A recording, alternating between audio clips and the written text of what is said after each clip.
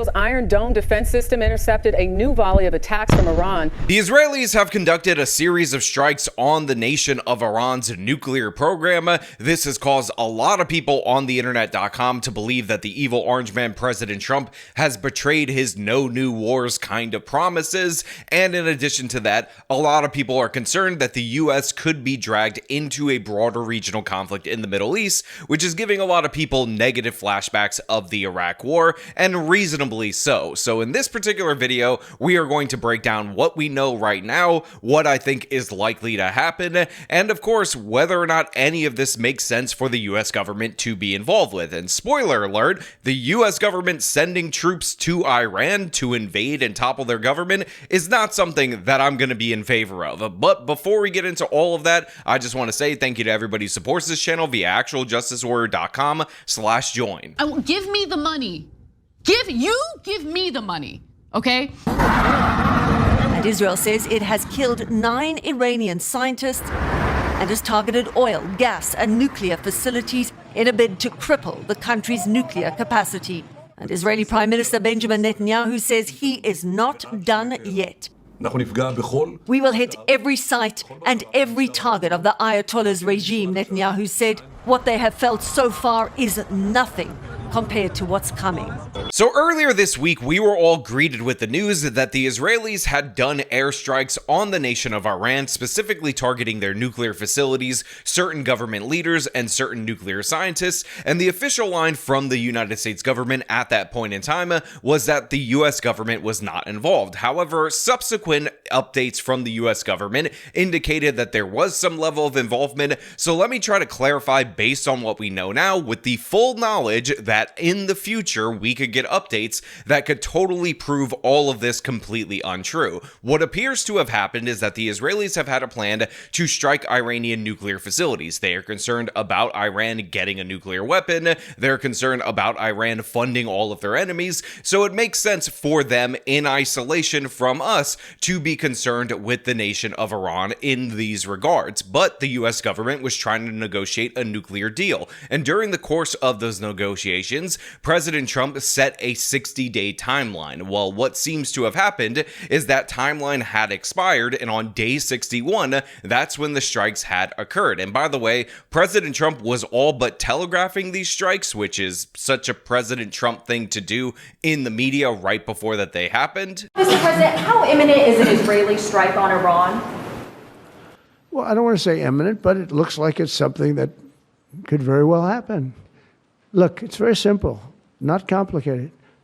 Iran cannot have a nuclear weapon. Well, I'd love to avoid the conflict. Iran's going to have to negotiate a little bit tougher, meaning they're going to have to give us some things that they're not willing to give us right now. I want them to be successful. I want them to be tremendous. We'll help them be successful. We'll trade with them. We'll do whatever is necessary. And it appears, as of right now, at this moment in time, the conflict between whether or not the U.S. is involved or not involved is all dependent on whether or not you interpret Benjamin Netanyahu going to President Trump, telling him that the deadline expired and they're ready to move forward, and then President Trump's administration saying, okay, fine, you're right, the deadline's over, go forth with your attack. It appears, as of right now, that is the extent of the US's involvement in the initial strikes, as well as, of course, clearing airspace between Israel and Iran in order for these strikes to occur. So that's what we know, or that's what we knew at the time that I'm recording this video about these particular strikes at this moment in time. Now, immediately, the internet.com was flooded with posts and all different pundits going off on how Americans shouldn't die for Israel,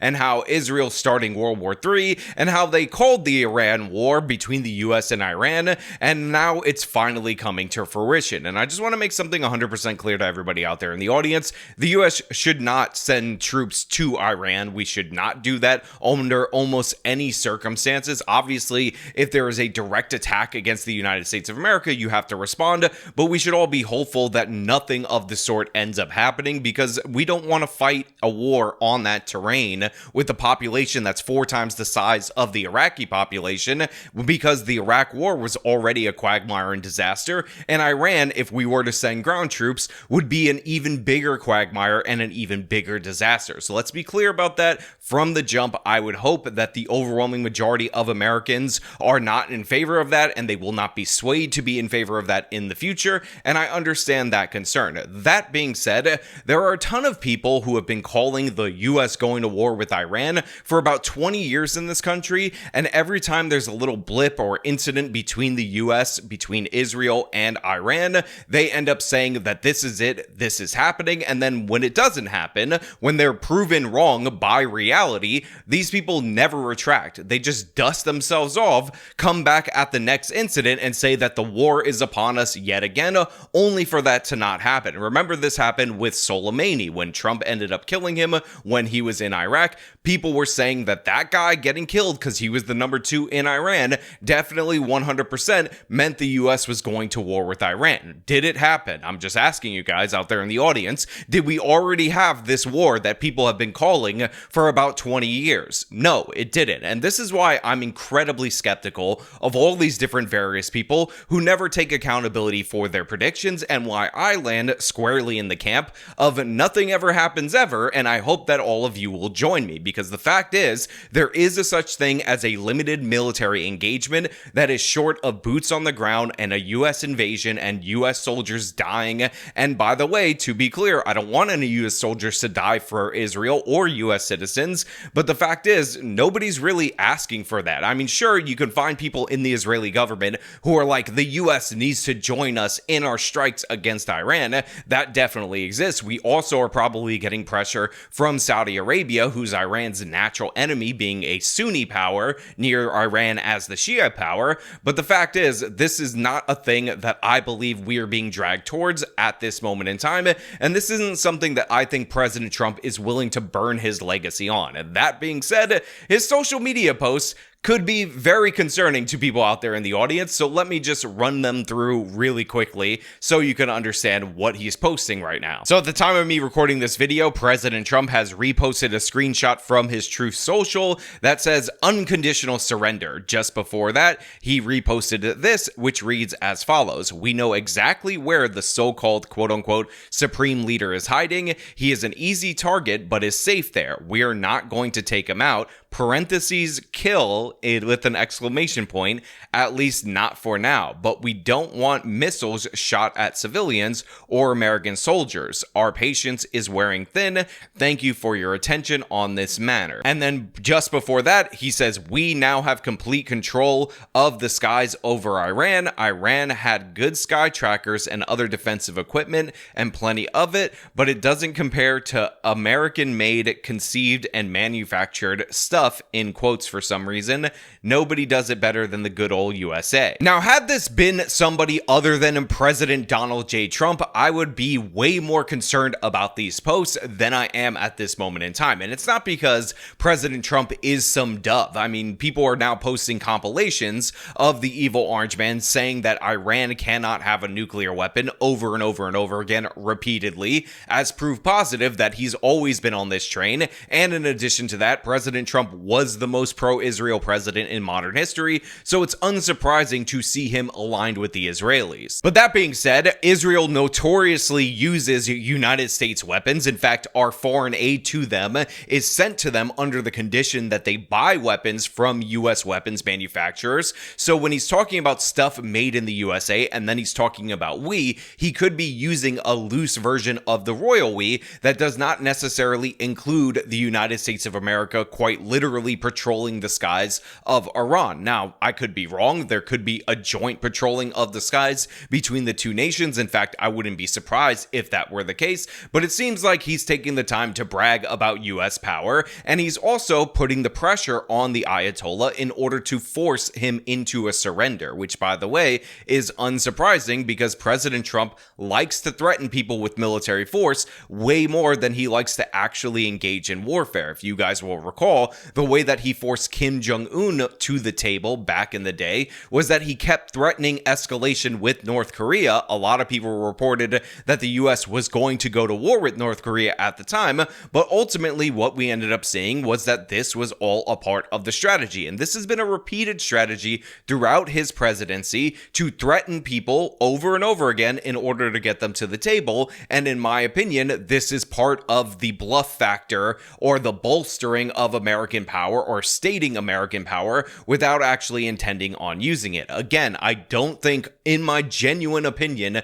that President Trump wants to send US troops to Iran. That being said, let's talk about whether or not it is a good idea for the Israelis, separate from us, to overthrow the Iranian government. Now, here are the reasons why you would not want to overthrow the Iranian government. The first one is the most obvious in my opinion, and that is the devil you know situation. As bad as the current regime is in Iran, as much as they fund a bunch of these different various proxy groups, the fact is these are people that we know what they're about. We know they're trying to get a nuclear weapon in order to protect the regime, and you don't know what will come after if they are overthrown. So obviously, based on history in the Middle East, where you remove dictatorships and you end up having a more radical underlying population take over, a la what is possibly happening in Syria, what definitely happened in Iraq, what of course ultimately ended up happening in Libya, this would be a disastrous scenario. And there are a million good reasons in order to just stop there after the devil you know situation. In addition to that, the current Iranian regime already has a governing structure in their country. So if you can get them to the table, even by force, then you actually have mechanisms within that country to maintain power and maintain whatever agreement that you want to put forward in the future. So those are actually two very good reasons not to do this: past history in the Middle East, and of course the fact that you could have an unstable country, a failed state in that particular area post any kind of overthrowing that could lead to a bunch of different forms of chaos. That being said, and again, I want to be clear, this is not a reason to overthrow. This is not me advocating for overthrowing. There are doubts against those two particular arguments. First and foremost, unlike the population of Iraq, unlike the population of Libya, unlike the population of Syria, where they had a secular dictatorship that kind of kept the different various radical factions in line, the Iranian population, at least according to the polling, as we see right now, is actually less radical than the current regime. So there is a good chance that the next governing force might be some form of secular dictatorship. And I'm not even going to talk about the word democracy because I don't even know if that would be a good thing. And they might be just a better, more moderate force because the current government is so extreme. In addition to that, Iran is the Shia power in the region. And the fact of the matter is, Shia governments end up acting differently than Sunni governments and Sunni populations. A lot of the terror organizations that we're concerned about, Al-Qaeda, ISIS, the Mujahideen, all these different various groups like the Muslim Brotherhood, although I'm not 100% sure about the Muslim Brotherhood, but I'm just going to throw them in there and fact check it later and then edit it out if I'm proven wrong. Those are all Sunni extremist organizations. So again, in that particular case, you're probably expecting some kind of a different response and a different rebuttal post the Ayatollah being removed from power. That being said, to me, it is not in the United States' best interest to have a goal of regime change. If they end up getting toppled, it is what it is. You deal with the aftermath. But the fact is, I don't want to see another Muslim majority country go through this whole thing where they do a pretend democracy and elect a new dictatorship. Now, again, if the Shah of Iran was still around, the King of Kings, then I would 100% be behind this because the Shah is awesome. Everything you heard about the Shah is propaganda. The Shah is the true divine ruler of the nation of Iran, which is of course Persia, and those are just objectively facts. Yeah, so as of right now, I'm not really all that panicked about this particular situation developing in the Middle East. I am of course concerned about the price of oil rising. I am concerned about how deep the United States is going to be involved. But the fact is, we're already in this situation where we're funding Israel. We're already in this situation where we're defending Saudi Arabia. We're already in this situation where we're propping up the Pakistani government, the Egyptian government, and all these different various governments around that region. So the fact that they're going to use that in order to take out their enemy, if they are successful, which is a giant if, by the way, that might be the only only thing that could provide us some kind of path to not be funding all of this nonsense. But again, I would definitely monitor the money that is being sent over there, even if it just comes back in the purchase of US weapons, because that is our tax dollars. And even if it represents a low portion of our federal budget, which by the way, we have $1 trillion in interest payments each and every year, so we shouldn't even be affording any little bit of money out the door. The fact is, it is something that should be of concern to us. And obviously, getting roped into a war would not only be disastrous for us, for Americans, but it would be a disaster for President Trump's legacy. That being said, we're not there yet. And everybody pretending that we are, everybody saying that they called the Iran-US war for the 600th time, they honestly genuinely should shut up. I mean, you can keep warning or whatever, but if you're one of those people who said all these other instances were on the brink of us in war with Iran, if you've been calling it for 25 years and it hasn't happened, then eventually you got to just say that you are wrong. Like, you have to acknowledge that you were incorrect about your assertion, and the idea that there is no such thing as a limited military engagement that doesn't involve boots on the ground is absurd. The US does that all the time. The Iraq war is actually the outlier. Now, to be clear, we are hearing some of the stuff about nuclear weapons development and, weapons of mass destruction and all the lies that the Bush administration ended up telling us back in the day during the Iraq war, and that should also be concerning. That being said, it is reasonable to be worried about Iran getting a nuclear weapon. I see a lot of people talk about how, why is Israel allowed to have nukes, but Iran isn't allowed to have nukes? And it's as if these people don't understand the idea of a new country getting nukes presenting new threats versus us trying to manage the current nuclear powers that we have. I mean, in reality, based on what I told you about radical Sunni Muslim populations, the most concerning nation on planet Earth is by far and away Pakistan. But unfortunately, if Iran were to get a nuke, that would incentivize Saudi Arabia to get a nuke, and then we would have all kinds of crazy nuclear proliferation around the Middle East. And that's something that is in the best interest of the United States of America, whether you like it or not, to try to avoid. Now, as for how far Iran was in getting a nuclear weapon, honestly, no clue. I expect the timelines to be radically off from reality. I don't buy into any of that, but they were enriching uranium, and people can say that they were doing it in order to have nuclear power, but the fact is, Iran is very notoriously an oil-rich country. They can power their nation through oil. It seems like there may be something legitimate to this, especially since the Israelis ended up engaging the attack. Remember, the United States went to Iraq. Israel didn't. And if we're going to go into a country, I do believe our people can be misled, but if the Israelis are going to actually risk their own people to do something, I think in reality that there might be a little bit closer to building something than we previously thought. Now, of course, you guys know I am an Israeli shill. Actual Israel warrior, shill for Israel, shill Sean Fitzgerald, more like Sean Fitzgerald Steen or Stein, whichever one sounds more Jewish. So obviously, you shouldn't trust a single word that comes out of my face because I'm currently being paid by the Mossad. They are giving me monies in my pockets in order for me to deceive all of you into supporting the Jews as the overlords. So that's definitely a thing. I just want you guys to be aware of that. I'm not supposed to tell you that in my Mossad pamphlet that they gave me when they gave me all that money with all these talking points. They said don't share this part, but I'm gonna share it with all of you because you guys already know it. Now, I know I'm supposed to say war bad, weapons of mass destruction lies, Iraq all over again. I called the Iran-US war, and Benjamin Netanyahu is a no good bad guy, but the fact is, right now at this moment in time, that's not where I'm at in this situation. Now, to be clear, to clarify for the 1000th time, the US should not send ground troops to Iran. Absolutely not. And honestly, to all the people who say if Israel wants to go to war with Iran, they should do it themselves, you should be happy because they're pretty much doing it themselves. Now, of course, there's US money there. We all understand that, but they're the ones who appear to be doing the bombings and the fightings. Obviously, we have aircraft carriers as a deterrent in the Middle East. Obviously, we're helping shoot down Iranian missiles going back the other way, but we're not the ones at this moment in time putting our people at risk. And I think that is a good thing. In fact, a lot of President Trump's threats are threats about containing Iran so that they don't attempt to strike U.S. military bases that are in the region. That's actually good. I don't want the Iranians to retaliate against us because we're aligned with Israel, and that to be used to justify us sending in troops into Iran, because as I've said throughout the course of this, that would be a disastrous scenario. Again, 4 times the size of Iraq, way worse terrain in order to fight on, and of course, all the other issues that we would engage in that particular region,